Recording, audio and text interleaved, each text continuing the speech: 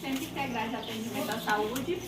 E hoje eu vou falar com vocês um pouquinho sobre a violência contra a mulher e mais no final eu vou falar sobre o impacto, tá? da notícia do câncer, do diagnóstico. Então, como que a gente pode fazer para estar elaborando, trabalhando um pensamento diferente, para identificar as nossas emoções, certinho? Então, como eu falei, eu vou começar falando sobre a violência contra a mulher. Alguém aqui já ouviu falar sobre violência contra a mulher? Sabe o que é? Vocês sabem que tem 5 formas de violência contra a mulher? Sabe? Vou falar sobre todas as 5 aqui, para vocês identificar cada uma, tá? Então, eu vou iniciar falando com vocês sobre as estatísticas, tá? O que as estatísticas apontam? Então, o que acontece? Estima-se que no Brasil, a cada 2 minutos, uma mulher é agredida. Então, para vocês verem, a cada 2 minutos, uma mulher é agredida no Brasil. Né? E a gente vê, por dia, mais de 15 mulheres morrem vítimas de violência. Por dia, vocês já imaginaram? Se a gente mora numa comunidade desse tamanho, já imaginou 15 mulheres por dia chegarem a hora da violência? E por ano, são aproximadamente quase 6 mil mortes de mulheres. E a ONU, ela vem considerando a violência contra a mulher como uma pandemia silenciosa. Vocês já sabem o que é pandemia, né? A gente está saindo agora, graças a Deus, dessa do Covid, né? A gente está voltando um pouquinho à vida normal. Então a ONU, ela identificou a violência contra a mulher como uma pandemia silenciosa. Por quê? Porque acontece mais no lar, né? A gente fala assim, acontece mais no lar, mas ela pode acontecer no trabalho, ela pode acontecer no casamento, ela pode acontecer na sociedade, tá? Não é só necessariamente em casa, no nosso lar, mas a frequência maior. E é tanto que nesse tempo de pandemia foi mais pautado, mais falado sobre essa situação, porque devido ao isolamento social que a gente viveu, né? Então a gente ficou mais nos nossos lares, mais perto do marido, muitas vezes aquele contato mais frequente pode gerar algumas situações, tá? Pode passar lá nas estatísticas, só para me voltar, estima-se que a violência ela acontece mais entre mulheres negras, de baixa renda e da região do Nordeste. Tá? Aí vocês vão perguntar assim, mas né, isso acontece com essas características? Não acontece, tá? Então aqui vocês podem ver que a violência contra a mulher, ela acontece em todas as idades, classes sociais, ela não escolhe cor, não escolhe raça. Independente de você ser preta, branca, acontece, de você ser rica ou pobre, acontece também, tá? Independente da idade, se você é mais nova, mais velha, também pode acontecer, tá? Mas ainda vai subir, Tá. E o que é a violência contra a mulher? Vocês podem me falar o que é a violência contra a mulher? Agressão física, abuso. Alguém mais? Então, a violência contra a mulher é qualquer tipo de agressão, né, que a mulher vai sofrer. A violência é isso, qualquer tipo de agressão que a mulher vai sofrer, seja ele físico ou não. A gente vê que tem a violência física e tem a violência psicológica, né? É uma que a pessoa não vai sofrer dano físico, mas no emocional dela vai ter um sério dano, vai ter um sério comprometimento. Tá? Então aqui, como eu falei, né, a violência é qualquer agressão contra a mulher, pode ser física ou não. Como eu já falei, a ONU configura ela como uma pandemia silenciosa. Tá? Falando agora sobre os 5 tipos, né? Que eu falei pra vocês que haviam 5 tipos de violência contra a mulher. Vou começar falando sobre a violência psicológica. Pode acontecer com mais frequência, tá? Porque assim, muitas vezes você está passando por alguma situação dessa maneira e você nem percebe que você está sofrendo uma violência psicológica. Lá em Lagoa do Dionísio, Lagoa do Dionísio, eu estive dando essa palestra, aí quando eu estava fazendo slide, eu lembrando de quando eu fazia faculdade, tinha algumas dessas situações que se enquadravam numa colega minha, que pegava o mesmo ônibus que eu para ir para fazer faculdade, e ela estava passando por uma violência que muitas vezes nem eu sabia naquele tempo, e nem ela sabia também. Isso é uma violência, tá?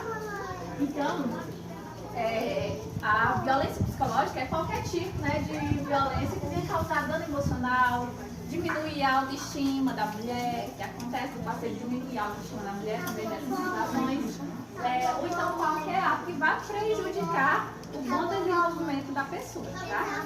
Então vou falar para vocês alguns exemplos de violência psicológica para que vocês fiquem atentos, observem no âmbito na casa de vocês, observem de quem está próximo também, tá? Está passando por alguma coisa semelhante. Se vocês já estiveram próximos de alguém que já teve algo, que já passou por alguma situação dessa maneira, tá? Aí, exemplos de violência psicológica. A gente tem que ser ameaçado de agressão física. Então, constantemente, o marido, o companheiro, ele pode ameaçar. Não, se você não fizer isso, eu vou te bater, eu vou te dar um murro, não sei o que tem. Então, ele vai ameaçar de violência, tá? Outro exemplo, ser impedida de trabalhar fora. O marido, ele pode impedir a mulher de trabalhar fora. Ele pode passar um exemplo também, pode passar a acusar a mulher de ter amantes também, é considerado violência psicológica. Ele pode impedir ela de se arrumar, né? Quando eu falei lá, lembra de quando eu ia para a faculdade, que eu falei com uma colega minha? Quando a gente estava esperando o ônibus, ela chegava com a bolsa grande, a bolsa dela de ir para a faculdade, e nessa bolsa ela carregava pó, batom, rímel, e quando chegava lá, ela se arrumava. Aí eu falava de por quê? Porque o namorado dela não deixava ela se arrumar. Então ela tinha esse comportamento, ela colocava, se arrumava, aí quando terminava a faculdade tirava. Pra vocês verem a situação. Então ele impedia ela de se arrumar, de se maquiar, de vestir uma roupa mais bonita, ele impedia também essa situação. Não, mas isso aí aqui na região até eu já vi, que já deu bom para manter que mulher arruma, eu já vi. Mas tem. Então, pra Ela não casou com ele. Oi? Ela casou com ele. Não. Chegou um tempo que o relacionamento dele não deu certo. O aconteceu o dono dela, justamente, né? Então, para vocês verem, isso são exemplos. A gente tem mais muito desses aí. ser proibida de cortar o cabelo ou de usar a roupa que quer. Também é um exemplo de violência psicológica, tá? Quando a mulher se é ameaçada de separação, mas se você não fizer o que eu quero, eu vou me separar de você. E se eu me separar de você, eu vou tirar a guarda dos nossos filhos. Então, esse é um exemplo de ameaça psicológica, tá? Ser ameaçado com arma também, a pessoa está apontando a arma, uma faca, um revólver, qualquer coisa, é um tipo de violência psicológica, tá? Então vocês entenderam quais são os exemplos de violência psicológica? A gente vê, quando a gente está falando, a gente observa que tem muitas pessoas em volta, né, da gente que já sofreram. E tem mais uma aqui, não tá. Ser ameaçada de morte também é um exemplo. A pessoa ameaçar que vai matar, se não fizer isso, se não fizer aquilo. E tem um exemplo também que eu estava vendo quando eu estava fazendo o slide, é ser ameaçada de morte ou suicídio. Quando a gente fala, eu tinha uma colega também, que ela tinha um namorado, que toda vez que eles brigavam, ele falava que ele ia se suicidar. Toda vez. Então ele estava praticando uma violência psicológica, né? Isso a gente vê. Pode passar, dando com medo, né? Aí eu falei sobre a violência psicológica, que geralmente pode acontecer com mais frequência. E por quê? Porque são coisas que a gente não está vendo no físico, né? Você não está vendo. É uma coisa que você está vivendo. Muitas vezes isso. Ser ameaçado de ter amantes, parece que não Ser ameaçado de ter amantes. Então, para você ver, a violência física. Agora a gente vai falar sobre a violência física. Como eu falei, a psicológica é mais difícil de você identificar, porque são coisas que ele vai falando que às vezes a gente tem isso como normal, né? Então, quando a gente tem um entendimento melhor, quando eu venho passar essas informações para vocês, vocês já vão estar aptas a identificar. Olha, isso se configura violência psicológica. Não faça mais isso comigo, eu não admito. Tá? Então, a gente veio para a violência física. O que é? Qualquer ação que vai gerar um dano no nosso físico. Né? Exemplo, empurrões, tapas, chutes, queimadura. Tudo isso, tudo que vai gerar um dano físico no nosso corpo é considerado violência física, certinho? E esse é mais fácil de perceber, né? Aí quando a gente fala, eu tô cheia de exemplos hoje. Na minha rua tinha uma vizinha lá, eu era de Tocantins. E fofoca de rua, você sabe, né? Que rua todo mundo fofoca. Cidade pequena, todo mundo sabe da vida de todo mundo. Todo mundo fala o que sabe e o que não sabe. Aconteceu uma vez que ela disse que estava com um problema na coluna. Quando a gente perguntava o que era, ela falou que escorregou e bateu no guarda-roupa, né? E Mas quando eu fui trabalhando com ela, quando a gente foi tendo intimidade, que ela já tinha falado para outras pessoas também, ela relatou para mim que não tinha sido escorregou, não tinha batido no guarda-roupa, que foi um empurrão, um momento de briga que ela teve com o marido dela empurrou e ela bateu no guarda-roupa, a coluna. E a partir disso, ela teve uma sequela na coluna, devido a esse empurrão. Ela não pode pegar peso, não pode fazer muita coisa, exercício de academia, devido a essa sequela que ela teve na coluna, devido a esse relacionamento. Mas eu vou falar, essa não largou ele não, continua com ele até. Pra vocês verem, tá? Porque assim, muitas vezes a gente julga, né? Mas por que não largou? A gente vai falar sobre isso mais à frente, tá? Ele mudou? Hã? Ele mudou? Não, continua do mesmo jeito. Do mesmo jeito, com agressões, com amantes, então é uma situação que é bem complexa, né? Nossa, mas essa mulher tem muito perdeu, né? Tem, Foi assim, eu conheci uma mulher e o amante, eu nem vivia com ela. Uma vez eu bateu nela, ela bateu uma coisinha que ajudou todo o rosto no olho dele. Sabe o que ela inventou? E o procurador foi, ela disse, não, eu bebi uns vinhos, bebi umas bebidas lá, e aí eu fui entrar, bati na porta. Quase voltar para casa, né? Geralmente é assim, geralmente Bateu. a vítima da violência física, psicológica, principalmente física, né? Porque é mais visível. A gente consegue ver e a gente questiona o que aconteceu. Ela tem vergonha do que aconteceu. Ela tem vergonha de falar sobre o que aconteceu, tem vergonha de pedir ajuda, tá? Então eu falei primeiro sobre a violência psicológica, violência física, a Luísa pode... Agora a gente vai falar sobre a violência social, que é todo ato, né, todo comportamento do nosso parceiro que vai tentar controlar a nossa vida social.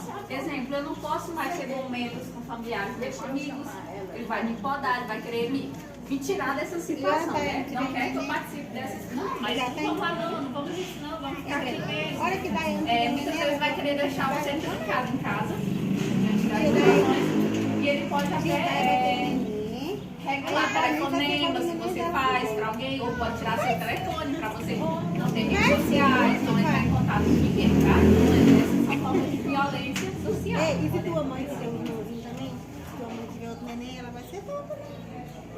A próxima é violência patrimonial. O que é? É todo o comportamento do nosso parceiro que vai visar controlar o nosso dinheiro. Né? Você já pensou, você trabalha para você controlar o seu dinheiro? Rapaz, não tá valendo nada não, viu?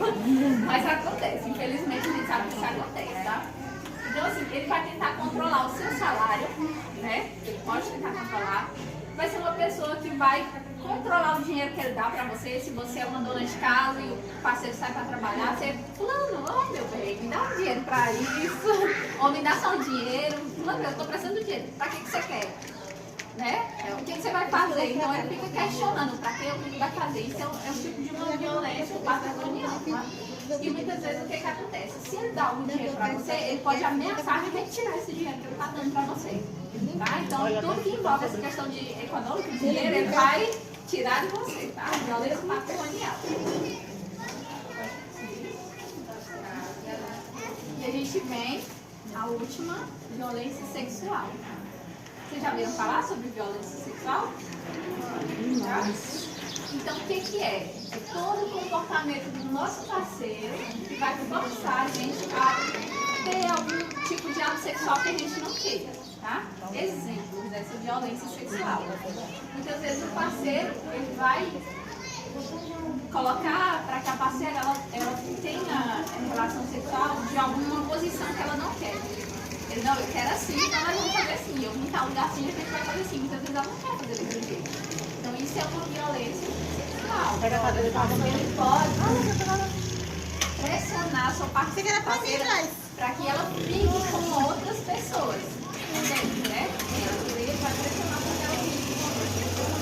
É uma violência sexual. E ele vai também, muitas vezes a parceira não quer engravidar, tem medo de ter uma DST, ele vai controlar ela para que vocês não tenham, ele vai tentar controlar vocês para que vocês não tenham uma relação protegida, né, de forma protegida. Muitas vezes a parceira quer se proteger e ele não, eu quero sempre. Então você está com a risco de engravidar, se você não quer, né, de pegar uma DST também. Então esses são exemplos de violência sexual. Como eu falei sobre os 5 tipos, né? Vocês viram? Psicológica, física, social, patrimonial e sexual. Vocês sabiam que essa violência ela tem um ciclo? Eu falei que eu tava Você está dentro de uma bola e muitas vezes você não consegue sair. Muitas vezes você pensa que a situação vai mudar, mas infelizmente não muda. Ah, você espera, a gente espera, né? Muitas vezes dependendo da situação, quando é uma pessoa que gosta, todo vai, não, eu espero que o fulano vai mudar. Mas infelizmente esse ciclo ele vai perpetuar, vai continuar. Então o ciclo da violência. Vou falar para vocês, colegas. Primeiro vai ser o aumento de tensão. Durante o aumento de tensão do dia a dia, né? O parceiro ele pode falar algumas coisas, cometer violência psicológica, pode cometer, ter crises de ciúmes também. Então, vai aumentar essa tensão, né? Ele vai ameaçar nesse primeiro ciclo. Vão ser as ameaças. No segundo ciclo, a gente vê ataque violento. O que é? Ele vai começar a agredir de forma física, vão ter... a vítima ela vai sofrer frequentemente maus tratos, né? Ela vai ser muito maltratada, física, psicologicamente. Aí a gente vê a terceira fase, para fechar o ciclo, que é o que? A lua de mel. Né? Então passou por uma tensão muito forte, passou pela agressão e chega a lua de mel. Oh, meu amor, não diga assim não. Eu te amo, me perdoa, eu vou mudar. Eu nunca mais vou fazer isso com você. Né? Então, para vocês verem, acontece essa situação. E a pessoa ela espera realmente que passe tudo, né? Se for uma pessoa que gosta, que está envolvida, né? Muitas vezes a gente está vulnerável, a gente está dependente emocionalmente daquela pessoa. Quando você está afastado dos familiares, também você fica dependente daquela pessoa. Muitas vezes a gente se fixa, a gente é que nem um véu, você cola naquilo, né? Às vezes acontece mesmo. Acontece. A pessoa está fora da família, não tem ninguém, fica sofrendo e Aguentando. às vezes tem um dia e chega um dia tem fim. Eu já conheci gente que sofreu muito e teve um dia Ou um teve final fim. positivo ou um final negativo, né? Tudo vai ter um fim. Quando a gente vê muitas vezes a vítima, ela se empodera e ela sai dessa situação, muitas vezes pode acontecer o que a gente percebe como hoje está tendo muito, que é o feminicídio. Que é quando o companheiro realmente mata a companheira, né? Pode passar. Ah, não. Tá. Então, como a gente falou sobre os tipos de violência, né? Por que as mulheres aguentam tanto tempo dessa violência? E aí? Não é mesmo. Medo. Denunciar. Medo de denunciar. Alguém mais tem algum exemplo de por que as mulheres aguentam tanto tempo? Por que essa minha ex-colega ainda continua nesse relacionamento, né? Que a gente se pergunta. Espera que mude. Verdade? Tá. Outras para não dizer que é separada. Isso acontece, né? Então, primeiro, é o medo, né? Medo de romper esse relacionamento e acontecer do marido matar ela. Porque tem uns O segundo, como eu falei, é a vergonha. Né? Como eu falei, você sente vergonha de falar, aconteceu isso aqui.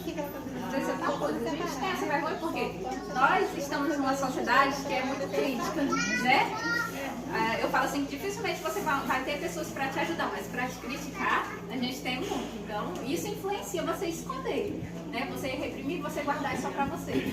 E isso gera um dano tão grande, tanto psicologicamente quanto físico, pra gente, viu? Essa maneira de ter vergonha antigamente era pior. É, verdade. Ave Maria, o mundo acabava quando a mulher separava. Hoje em dia a gente já está mais aberta a essas questões, a gente já tem esses empoderamentos que a gente não pode viver nessa situação. Se não está te fazendo bem, a gente tem relacionamentos tóxicos. A gente não deve ficar nesses relacionamentos, a gente tem que sair, a gente tem que procurar viver de uma forma melhor, tá? Então, o segundo é chantagem, né? Se você me largar, eu vou fazer isso, vou te matar, vou matar nossos filhos, pode acontecer também. Essa chantagem, então a mulher ela se prende nesse relacionamento. Esperar que o marido mude, a gente falou, né? Esperar. Tem mulheres que esperam realmente. Quando eu falei do ciclo lá, lembra? O último é a lua de mel, que ele fala que vai mudar e muitas vezes ela se apega nessa fala, espera. Mas depois, em qualquer situação que acontecer, vai acontecer tudo de novo, tá? Ou pior, na verdade. A vítima, muitas vezes, ela está isolada, quando eu falei, não está perto de família, não está perto de amigos, então se torna mais difícil para ela pedir ajuda. Se eu estou isolada, para mim é mais difícil. E O último fator, a gente vem a dependência econômica, né? Você depender economicamente de uma pessoa, isso influencia muito também, né? Nessa dificuldade de você largar o próximo, tá? E aqui só falo pra vocês que deixar uma relação é um processo difícil, né? E cada pessoa tem o seu tempo. Muitas vezes a gente julga, né? Quando eu tô falando aqui que a minha ex-colega lá de serviço, ela não largou, ela continua até hoje, né? Às vezes a gente, mas por quê? O relacionamento tem jeito, você já tinha largado. Agora eu vou e falo que nem minha mãe. Minha mãe fala que é fácil pra quem tá fora falar. Agora, pra quem tá vivendo ali dentro, a realidade é totalmente diferente. E é dessa maneira, tá? Pode subir. Tá, como a gente está falando sobre saúde mental, envolve tudo, né? Envolve a violência contra a mulher, isso vai gerar danos na saúde mental da mulher. Terminando essa, eu vou falar um pouquinho sobre o impacto do câncer, mas quais as consequências de ter um relacionamento dessa maneira, tá? As consequências são tanto para a mulher quanto para os filhos, né? Os filhos que estão no âmbito familiar, que estão vivendo constantemente com essas situações de violência, isso traz consequências também, tá? Então, a primeira consequência é o TET, que é o transtorno do estresse pós-traumático. Geralmente acontece quando a gente passa por alguma situação que gera um trauma para a pessoa. Eu me separei, ou muitas vezes eu larguei, recentemente eu vou ter memórias desse acontecido, tá? Vão vir flashes na minha memória que eu vivi do que aconteceu. A pessoa pode desenvolver depressão,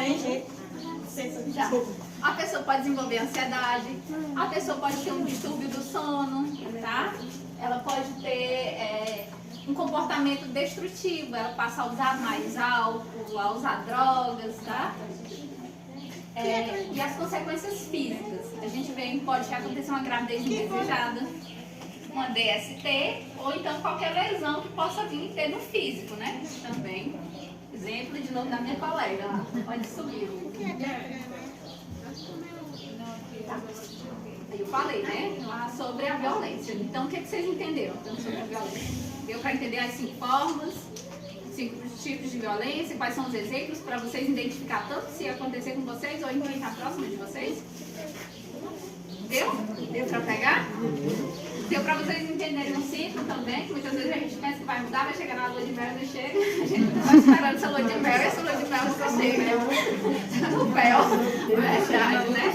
Então tem um canal, gente, de ajuda para quem está passando por essa situação, que é o número 180. Você pode ligar nesse número e pedir ajuda. Então vocês podem procurar delegacia, vocês podem procurar saúde, vocês podem procurar CRAS.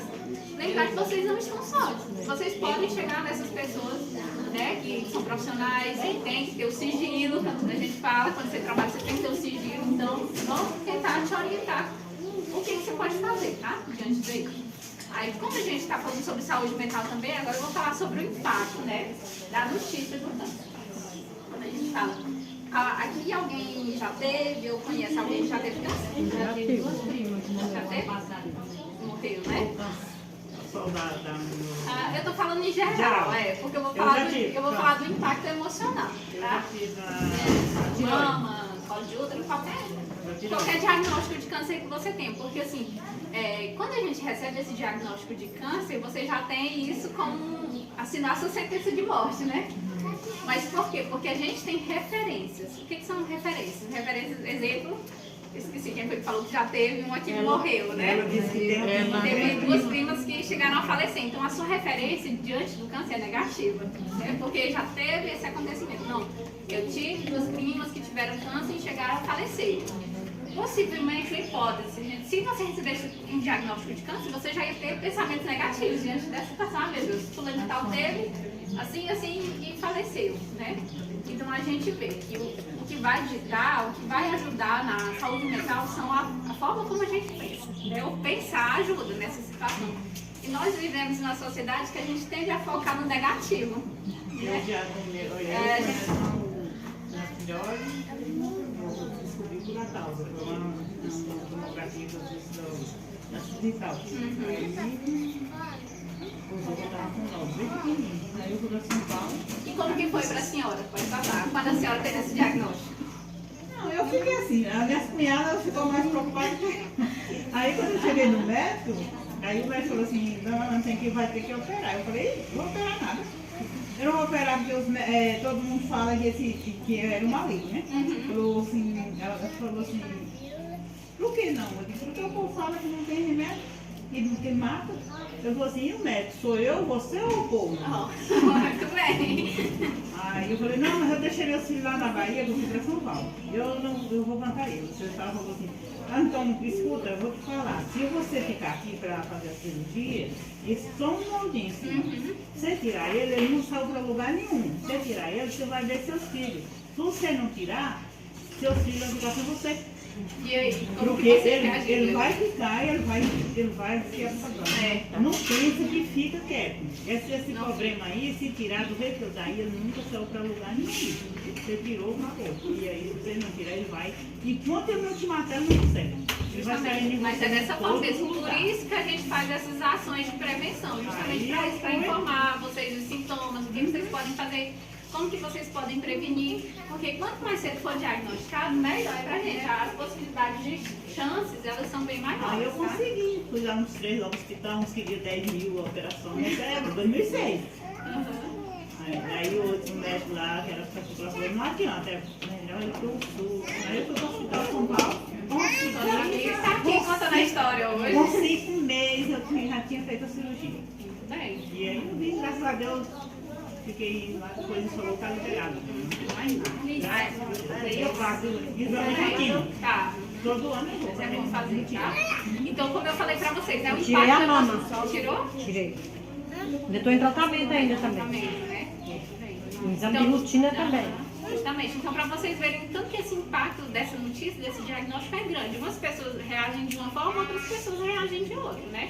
Isso varia de acordo, a gente fala de saúde mental, é quando você está vivendo essas situações, você consegue comandar, você consegue gerir elas da melhor maneira, né? Isso aqui, uma raiva,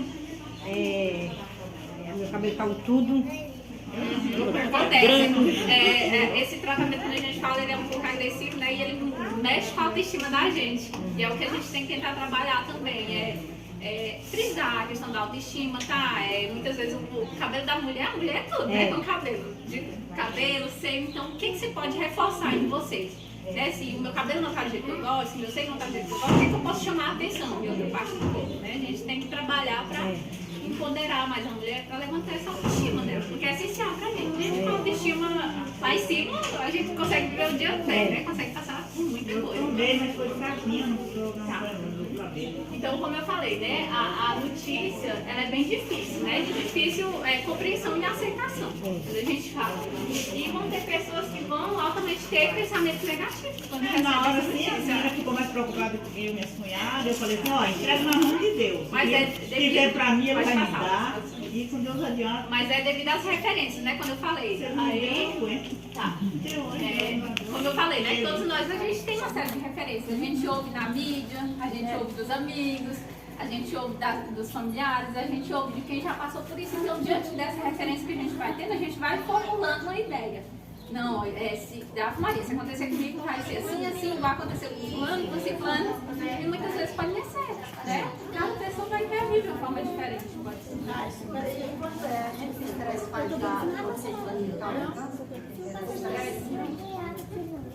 O estresse ele vem do que você está vivendo, né? Quando a gente diante das situações que você está vivendo, tá? Mas não tem um fator que vai falar, não, o estresse vai causar câncer.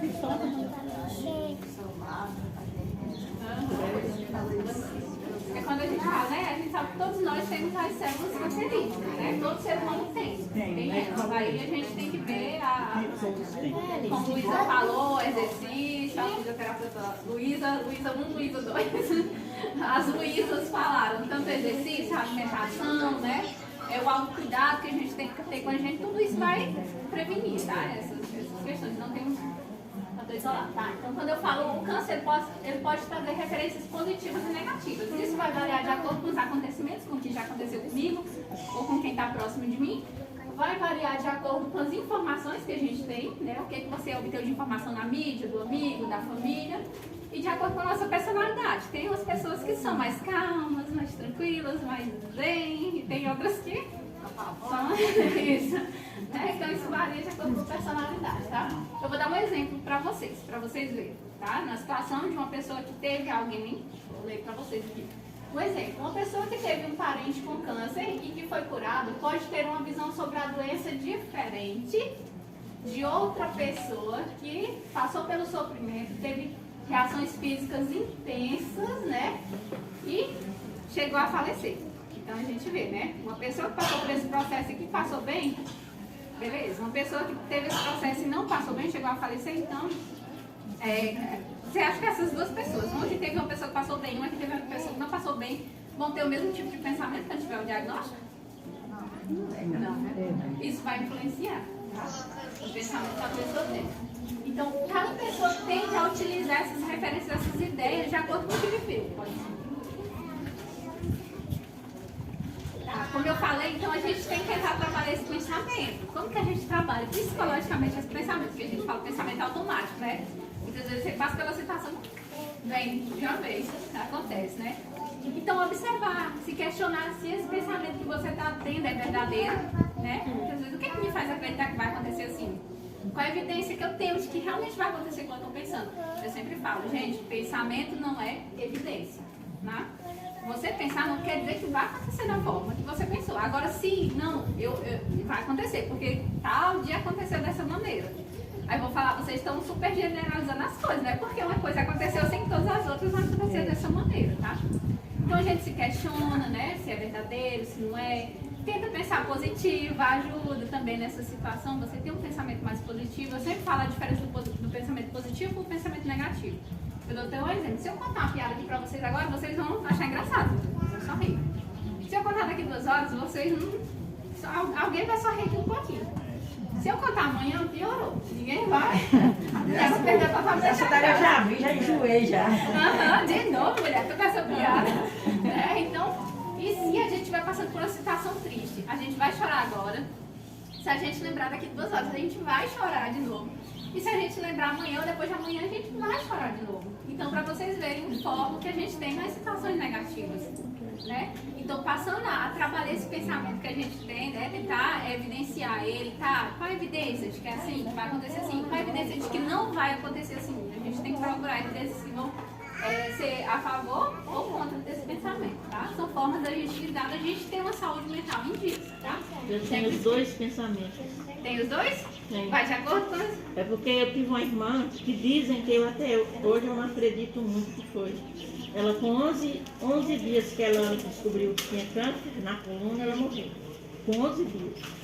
Então eu não cheguei nem a acreditar, porque nem exame foi feito. Biópsia, essas coisas não. Ela morreu. Mas o médico disse que foi câncer. E o outro irmão tirou 40 centímetros do intestino, não precisou tomar radioterapia, nem quimioterapia, nada. E ele está bem. Vivo, né? Está bem, As graças a 2 Deus. situações, né? Que a gente vem ter mesmo. Tem 2 referências, uma positiva e uma negativa, né? Aí pode seguir. Alice. Tá. Como eu falei sobre os pensamentos, eu vou só ler para vocês um exemplozinho aqui de 2 pessoas passando pela mesma situação, tá? Só pra gente finalizar. Então, a situação tá. Qual que é seu nome? Joana. Da senhora? Nilda. Nilda. Primeiro eu vou falar da Joana. Joana recebe diagnóstico de câncer, né? O que Joana vai pensar? Eu não vou suportar. É o pensamento que ela vai ter. Qual a emoção que ela vai sentir? Ela vai sentir tristeza e angústia. Diante dessa notícia, né? Tristeza e angústia, né? Qual que vai ser a reação física dela? Ela vai começar a respirar ofegantemente, ela vai ficar encharcada de suor, né? A gente passa por uma situação automática. Você tem um pensamento, você tem uma emoção, você tem uma reação física e você tem um comportamento. Muitas vezes ela pode evitar fazer o tratamento, né? Aí a gente vai para a próxima. Ela tem o diagnóstico de câncer, né? Ela vai e pensa, eu não gostaria, mas eu tenho que lidar com isso, né? Eu não gostaria, mas eu tenho que seguir em frente, que continuar, fazer o que tem que ser feito. Qual que vai ser a emoção? Ela vai continuar triste, né? Não muda muita coisa na emoção, ela vai continuar triste, mas só que pensar dessa forma vai trazer uma esperança para ela, né? Vocês viram que modificar o pensamento trouxe uma esperança? Continua triste, porque tristeza, gente, tristeza, hoje em dia a gente vive na nossa cidade que ninguém quer ver ninguém triste. Mas tristeza é uma emoção que todo ser humano vai sentir, né? Então, é natural, diante da situação, diante do que acontecer, é natural você se sentir triste. Mas ela teve um pensamento que trouxe uma esperança para ela. Então, qual vai ser a reação física dela? Ela vai ter as mãos ligeiramente úmidas. atitudes, tá? E comportamentos, ela vai se engajar no tratamento, ela vai fazer todo o tratamento. Então, para vocês verem, duas pessoas numa situação agem de uma forma diferente. Aí, fazendo uma interligação lá com a violência contra a mulher, quando a gente fala da colega que não largou, ela não largou, mas pode ter uma outra que largue, tá? Mesma situação, mas pensamentos diferentes. Então, para vocês verem, esses tipos de pensamentos que a gente tem, pensamento negativo, diante dessas situações, é totalmente natural. É totalmente comum você ter esse tipo de pensamento, tá? É no calor da emoção, na diagnóstica é jogado em cima de você, muitas vezes não dá nem tempo de você elaborar o que aconteceu, mas a partir do tempo você pode elaborar o que aconteceu. Aí eu vejo como esse impacto é muito grande, a gente tem que ter alguns artifícios para cuidar da nossa saúde mental. Vocês sabem o que é? Que ajuda a gente a ter uma saúde mental em dias? Não? Eu vou falar para vocês de algumas estratégias, tá? Que podem ajudar, tá? Eu falo que as meninas, nós somos atrizes, né? Exercício físico, alimentação, para trabalhar a saúde mental. Tudo isso auxilia, tá? Então a gente vem. É a primeira estratégia para você passar por esse momento. Se você tem um diagnóstico, ou se você chega a ter, ou se você já teve, serve para qualquer pessoa. São autocuidados. Então, é o que é? Você preservar, você continuar tendo momentos com seus familiares, com seus amigos, é essencial. Nós somos seres sociais, então a gente precisa desse calor, desse contato, né? Quem não gosta? Tem alguém aqui que não gosta? Eu ia falar, pode ter gente que não gosta, porque eu falo assim, porque eu tenho um irmão, que ele tem os momentos que ele gosta, né? De estar, mas ele fala que ele é mais de gostar de ficar só. Eu falei, tudo bem, cada pessoa tem a sua maneira. Se tá se sentindo bem, beleza. A gente vem, quando você está passando por esse processo do diagnóstico de câncer, vocês podem anotar as dúvidas que vocês têm, tudo, tá? E perguntar para a equipe que está atendendo vocês, certinho? A gente vem praticar exercícios físicos, que foi o que a nossa física falou. Vocês estão vendo a importância de praticar exercícios físicos? Né? Vocês firmaram um contrato com a Nutri e comigo também, que ela falou no início com vocês. Tá? Então, praticar exercício físico é essencial. Eu falando que eu estou esperando o dia da fazer caminhada, nunca aparece, mas só que eu estava contando, não faço caminhada, mas eu gosto de colocar lá no YouTube o professor dançando, né, com as aulas na academia e a Rocha, sozinha em casa. Eu falei, não danço muito bem não, mas como estou sozinha, ninguém está muito, então beleza. Conversar, sempre ter uma rede de apoio, alguém da família, um amigo que você pode conversar abertamente, né? Mas vocês não vão fazer que nem meus pacientes não, falam assim, né? Hoje está tão difícil acreditar em alguém, as pessoas estão tão falsas, eu ouço muito isso com frequência, mas geralmente a gente sacode essa caixa, parece que existe hoje em dia, diante das situações, mas você sacode essa caixa um pouquinho, deve ter uma pessoa que é seu amigo, você pode confiar, tá?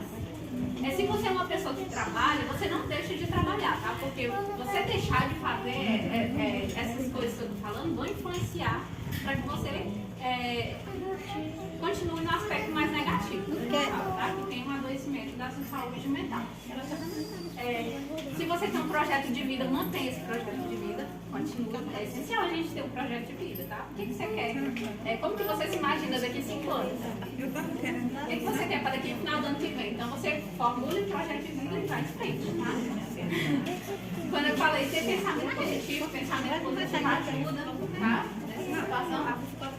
E você ter fé, né? Quando a gente fala, ativar essa fé, que nós somos seres humanos, a maioria tem, né? O evangélico, o católico, cada um tem a sua fé. Então você buscar também o alívio, né? O amparo na questão da fé. Como eu falei, essas estratégias, elas vão trazer resultado positivo pra gente, né? Mas aí vem da situação, isso pode ajudar umas pessoas e outras não, tá? Isso vai variar no pensamento, isso vai variar no que a pessoa está esperando pra ela. Então essas eram as informações que eu tinha para dar para vocês hoje, tá? Referente à violência contra a mulher e o impacto emocional do câncer, tá? Para vocês verem dentro da saúde mental o quanto que essas duas áreas elas afetam a nossa saúde mental e o quanto que a gente tem que tentar lidar com esses pensamentos que a gente tem, tá? Pensamentos negativos, gente. Alguém tem alguma pergunta? Quer falar alguma coisa? Não? Ninguém? Todo mundo entendeu tudo? Eu vou pegar? Deu pra captar pelo menos uma coisa, eu falo. Se não entendeu pelo menos Eu uma vou coisa, falar se em for. negativo, sempre eu falo em casa assim, né? Porque lá em casa, eu como qualquer coisinha que sente. Você deve saber, você não baixa a cabeça, não vai sarar ninguém, não. Não, Sara, é que nem. É que nem Se eu. todo mundo já tivesse passado, que eu já passei. É que nem eu. Vai em Feira de Santana, vai em Salvador, vai em Irecê, vai em São Paulo, vai em todo lugar não tem ficha? Deu ter rodado isso no mundo tudo? Todo lugar. Aí, a gente Não, fala. mas na cabeça Hoje faz em dia, essa questão de murmurar, né? Você falou de baixar a cabeça, mas tem gente que nada não dá certo, nada não murmurar, não resolve a situação. Não resolve nada. Não, o que a gente tem que fazer? A gente tem que levantar e entender que a gente tem uma participação, a gente tem o nosso trabalho também nessa situação. Não é só esperar o outro, tá? Eu tenho um pensamento negativo assim. Eu digo que eu tenho 70 anos, para mim foi a maior novidade da minha vida. Pensava que eu não chegava aos 60 anos. Não é problema educativo. Mas a senhora teve uma distorção cognitiva, você super generalizou. Quando você fala que já tinha muitas situações negativas, eu imaginei que você ia chegar nesse ponto. Tá? Mas essas situações não eram evidências para você pensar assim, né? Aí a gente vai, quando você estiver percebendo, você está com pensamento negativo, você vai, que evidências eu tenho que eu não vou chegar em tal idade? Que evidências eu tenho que eu não vou conseguir tal coisa? Isso ajuda, isso dá esperança, faz a gente ir atrás daquilo que a gente quer. Certinho? Obrigada, gente, pela atenção de vocês, tá?